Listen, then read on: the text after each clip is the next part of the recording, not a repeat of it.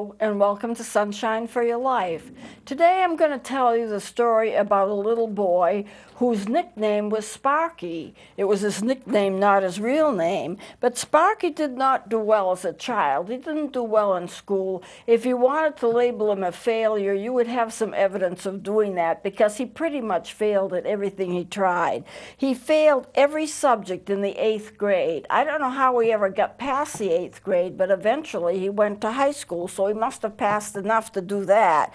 And in high school, he flunked Latin, algebra, English, and physics. Now that's 4 courses right there, and most of them would be required for graduation, or at least some of them would, and so you wonder how he even graduated from high school, but eventually he did. Sparky was on the golf team, but he lost most of his matches. He was awkward, and he never asked a girl out on a date because of his awkwardness, and the only thing Sparky could do well was draw, and he drew cartoons. This is what he liked to do, but no one accepted his cartoons. His high school yearbook wouldn't even publish them. He sent them to Walt Disney. They rejected them, and so what he decided to do was to write his autobiography and do it in cartoon form, and he created a character that became very famous, and then he created cartoon strips, books,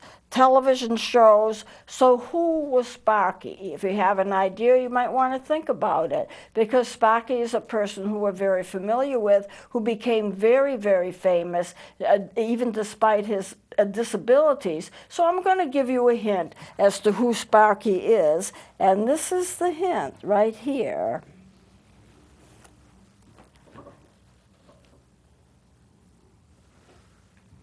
Snoopy.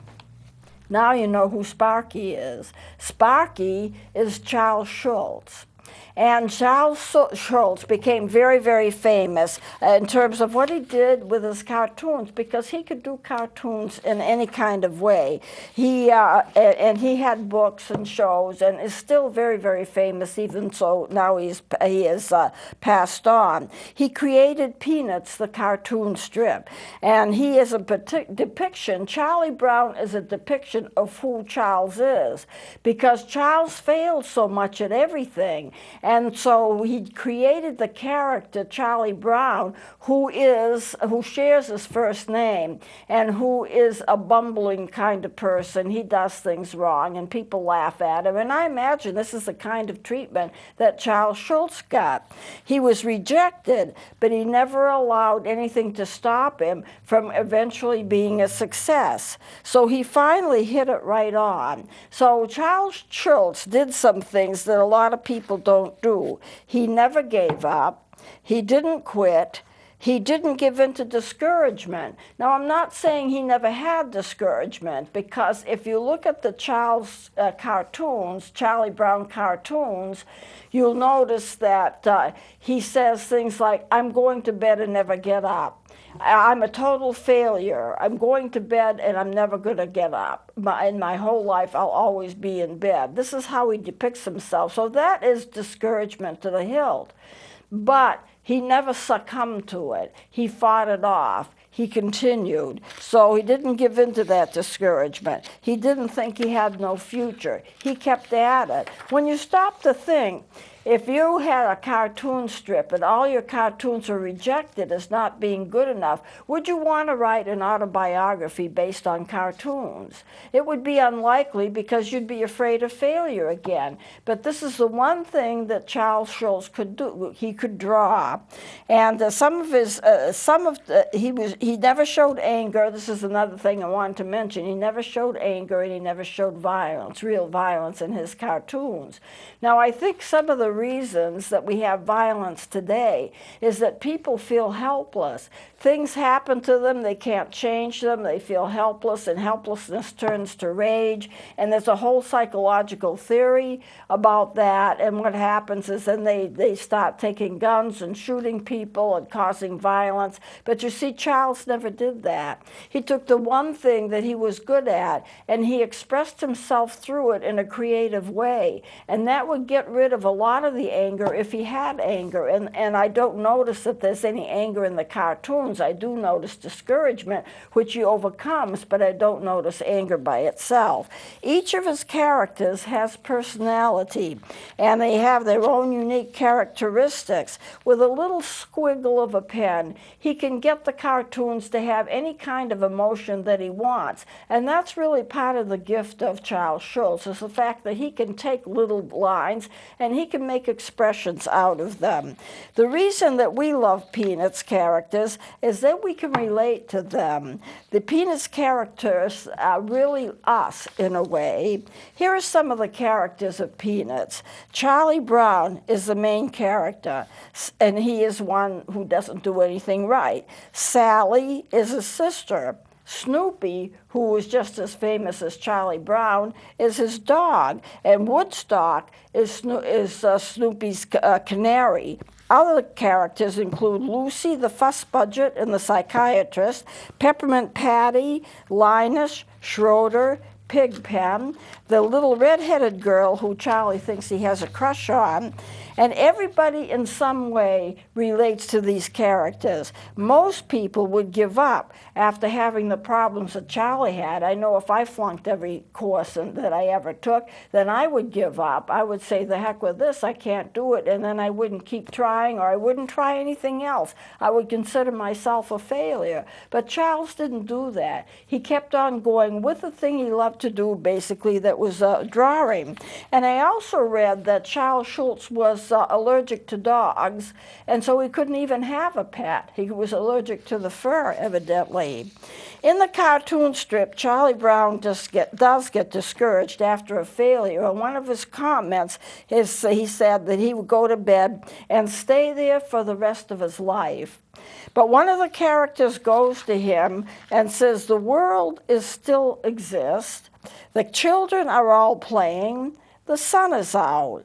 Then he says a profound thing, and he says, come on, Charlie Brown, get up. No one is thinking about yesterday. You know what we do when we think we failed something, or we've said something inappropriate, or we're worried about a person's reaction to what we have said? We rehearse it. We get involved with it. We worry about it, and we work and work and work it in our mind. But other people aren't doing that. It's an incident, and it's gone. And so this is what they're trying to tell Charlie Brown. No one's thinking about yesterday. The world is still existing. The children are still playing. And it was Lucy, the psychiatrist, who said this, and I think also this is very profound. She said, no one can make you feel inferior without your consent. And what she's basically saying by that is you don't feel inferior unless you help in the process. No one can force you to feel inferior unless you go along with it, unless you don't fight it, unless you have a different perspective on yourself. So these two comments, and I'm going to read them again. Come on, Charlie Brown, get up. No one is thinking about yesterday. And Lucy says, no one can make you feel inferior without your consent. And it's true. So there's a lot of human elements and psychology elements that come up in the strip. This is a profound statement. You don't have to let others decide who you are. You don't have to let others make you angry to the point that you retreat. If you let somebody control your emotions, they control you. And that's the problem with it. They control you. If you let somebody get angry and make you upset, then they automatically control your reactions. And a lot of children do that to their parents, and sometimes spouses will do it to each other. They know what buttons to push. And if they can control how you feel, then they can control you, because emotions in our lives are very powerful. So you need to accept yourself as God does, and He gives you new life. His idea is to help you, not to demean you. And so I'm going to read John 10:10. This is the first verse.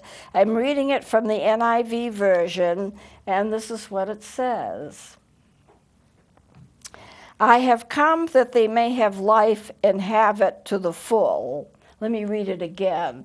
I have come that they may have life and have it to the full. Now, the King James Version is going to say that they can have life more abundantly, but it means about the same thing. And the second verse is Psalm 139, verse 10 from the NIV, and this is what it says.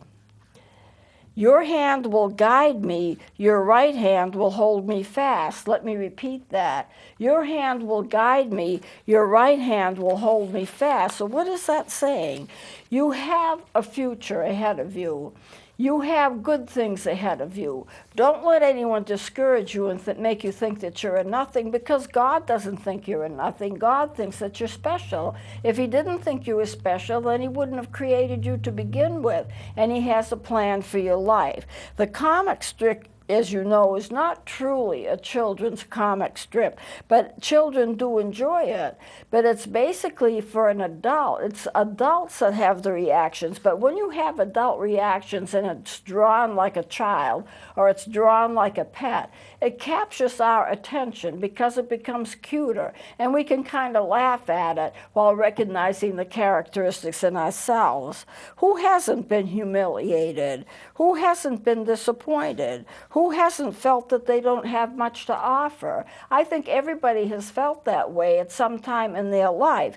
And so when Charlie Brown is told, get up, no one's thinking about yesterday, or Lucy says, you can't allow anyone to make you feel less than you are. No one can make you feel inferior without your consent. Those are messages that adults need to hear. Children need to hear them too, but it's made more for adults. God sees past your feelings and mistakes to what you can become. God sees how you are, and he sees you as a completed person. He doesn't look at all your past mistakes and say, oh, this is awful, I got a bad one here, I'm going to have to do a lot of work to help them.